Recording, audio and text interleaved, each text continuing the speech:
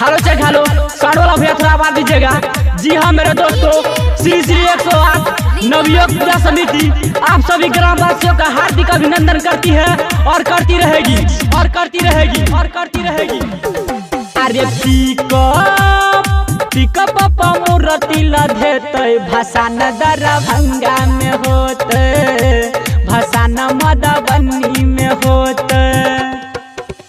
अरे सोनकी के मूर्ति लधेते भसान खगड़िया में होते, भसान सहरसा में होते।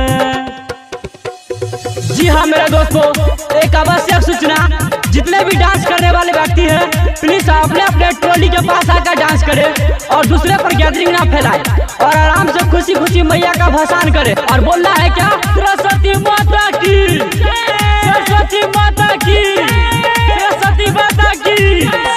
Present by New Dhun Official।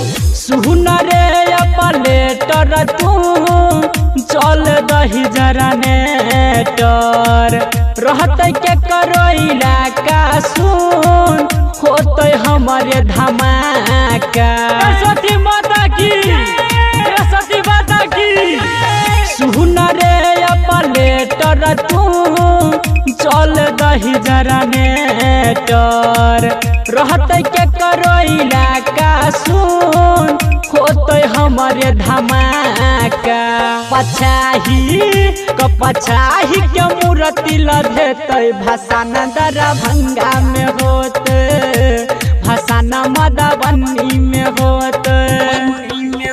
टिका पट्टी आ दोकली के मूर्ति लधेते भसान नरबान में होते, भसान बहेरी में होते।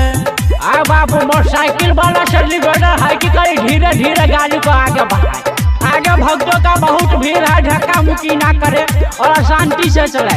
आई डीजे वाला रवंजी यादव का नया गाना या न्यू धुन ऑफिशियल से बजा न रे बाबू बजा। और कहते हैं कि नीम का पेड़ चंदन से कम नहीं, नीम का पेड़ चंदन से कम नहीं और हमारा पूजा समिति किसी लंदन से कम नहीं। बोलो सरस्वती माता की, सरस्वती माता की। Present by New Dhun Official। साल भर पर यादे होए सुन हंसा वाली, महिमा एकर छई सुन बहुते निराली। सरस्वती माता की, सरस्वती माता की। साल भर पर यादे छे सुन हंसा वाली, महिमा एकर छही हो भैया बहुते निराली। आबासदेपुर के मूर्ति लधेते भसान मटाबासी में होते, भसान मधुबनी में होते। रमन